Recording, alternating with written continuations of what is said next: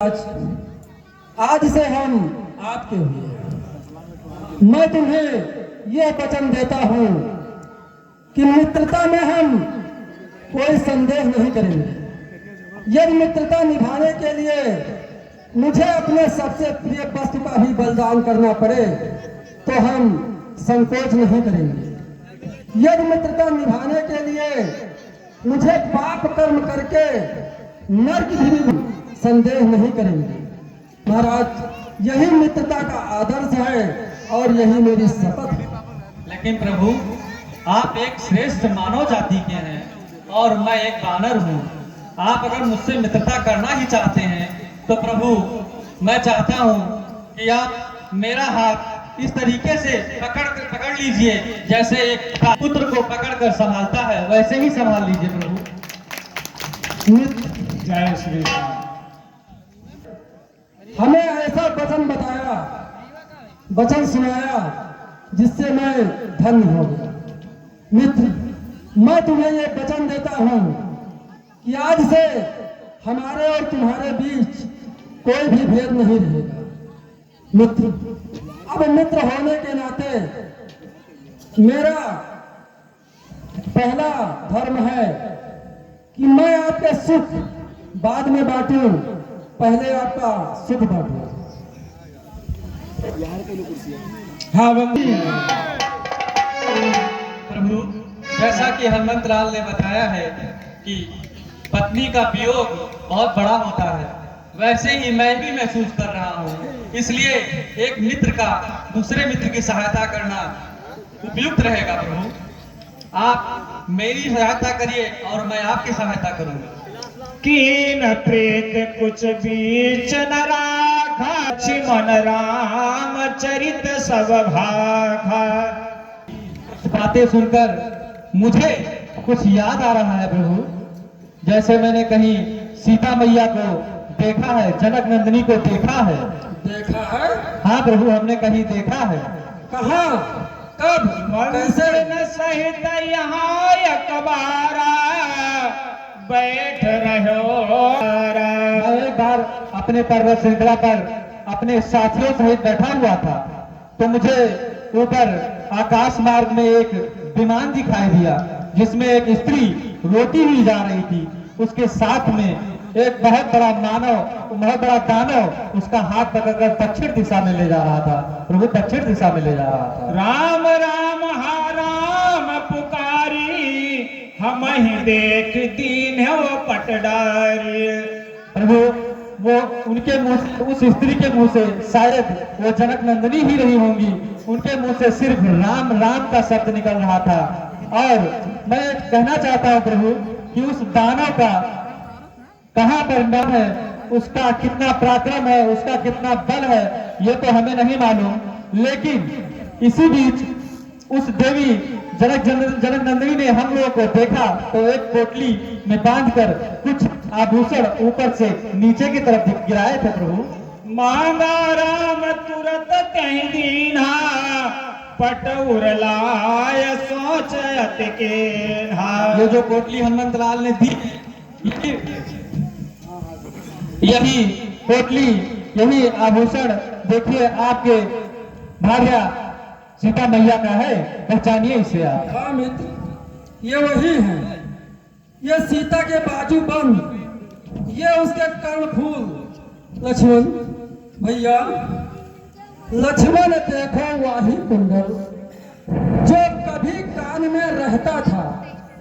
मैं इनके दर्शन को आता, यह ओट अलग की कहता था, अब बिरही के हाथों आया।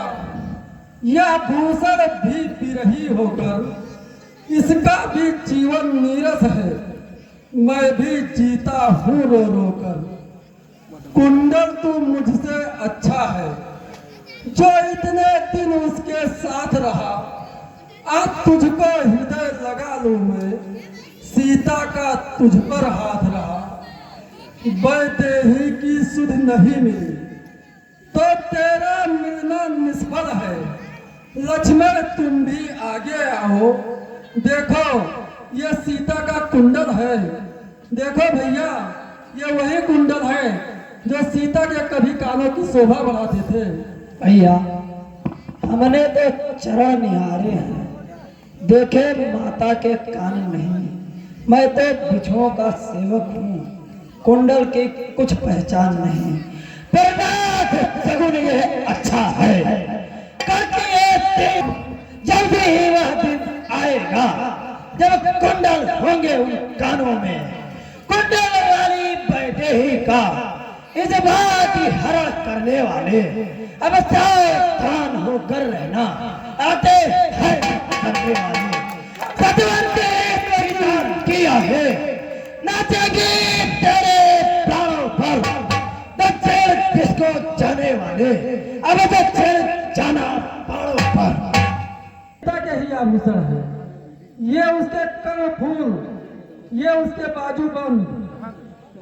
इस आंचल को फाड़कर इस पोटली में बांधकर अपनी व्यथा को बताने के लिए इसमें फेंका है। इसी आंचल से उसने मेरे कई बार चरण पोंछे हैं। वो इससे मुझे पंखा भी करती थी। और इसी आंचल से जब मैं सुबह पूजा करके उठता था तो इसी आंचल से वो मेरा चरण रज भी लेती थी। बात फाड़कर इसी आंचल को अपना दूत बनाकर मुझे अपना संदेश बताने के लिए भेजा है। सीते, धीरज रखना प्रिय, मुझे तुम्हारा पता मिलते ही मैं तुम्हें मुक्त करने के लिए अवश्य आऊंगा, अवश्य आऊंगा सीते। ऐसा यत्न करेंगे अपनी बानर सेना के साथ में कि माता जरूर लगा लेंगे, हम जरूर लगा लेंगे। हम अपनी बानर सेना को चारों तरफ भेजकर एक संविधान करेंगे। उस संविधान से हमें पता चल जाएगा कि उस दानव ने माता जनक नंदिनी को कहाँ रखा है। सखा वचन सुनि हर्षे कृपा सिंधु बल शिव, कारण कवन बसहु बन मोहि कहु सुग्रीव। महाराज, आपसे मिलकर तो मुझे ये विश्वास हो गया कि सीता का पता, लेकिन मैं भी तुमसे कुछ पूछना चाहता हूँ। क्या पूछना चाहते हैं प्रभु? जब से हम तुमको उदास ही पाते हैं, चिंता में डूबा देख हम भी चिंतित हो जाते हैं। छिपकर पहाड़ पर रहने का क्या गुप्त भेद, क्या कारण है? हम साथी दुख सुखों के हैं, कह चले चलो तुम्हारा क्या है? दुख बहुत विस्तृत है जिसे मैं आपसे कहना चाहता हूँ। अवश्य कहिए महाराज, हमसे जो उपाय हो सकेगा वो अवश्य करेंगे। हमारे पिता के देहावसान के परांत हमारे राजा के रूप में हमारे बाली भ्राता बड़े भाई बाली के रूप में राजा बनाया गया उनको।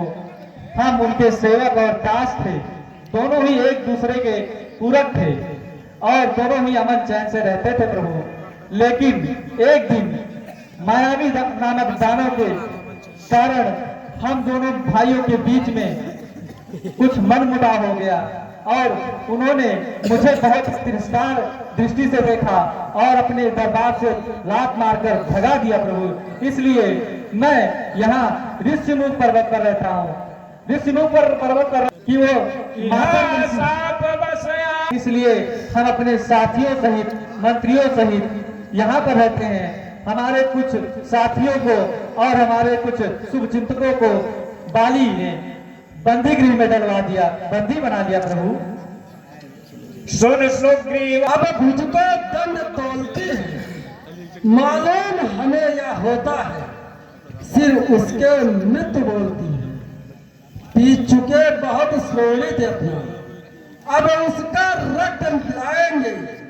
यह राजपाठ सुग्रीव तुम्हें हम संध्या तक दिलवाएंगे।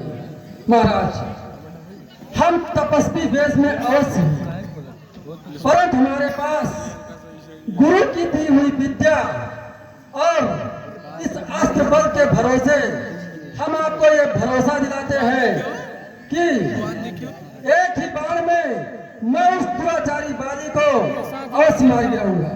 उसके बाण मेरे बाणों से उसके प्राणों की रक्षा स्वयं ब्रह्मा जी भी नहीं कर सकते। महाराज, कहा सुग्रीव। तो सत्य वचन कह रहे हैं, मैं मानता हूँ, लेकिन बाल बहुत ही बलशाली है। प्रभु, हम कैसे विश्वास कर लें? इसके लिए दोनों में यह बताया था कि हमारे पर्वत पर एक 7 तार का वृक्ष लगा हुआ है। अगर उसको एक ही बार में जो ढहाएगा वही बाली का वध कर पाएगा। प्रभु ठीक है महाराज, हमें उन वृक्षों को दिखाइए, हम उसे परख लेते हैं। ठीक है प्रभु, बाली से युद्ध कर सकता हूँ और अवश्य ही विजय प्राप्त कर सकता हूँ। हाँ महाराज, अब आप किष्किंधा जाओ और इस दुराचारी बाली को युद्ध के लिए ललकारो। हम तुम्हें एक वचन देते हैं कि संध्या होने से पहले तुम्हारी खोई हुई पत्नी और तुम्हारा राज अवश्य मिल जाएगा। ठीक है प्रभु, आपके कहने से मैं किष्किंधा जाता हूँ। बोलिए राजा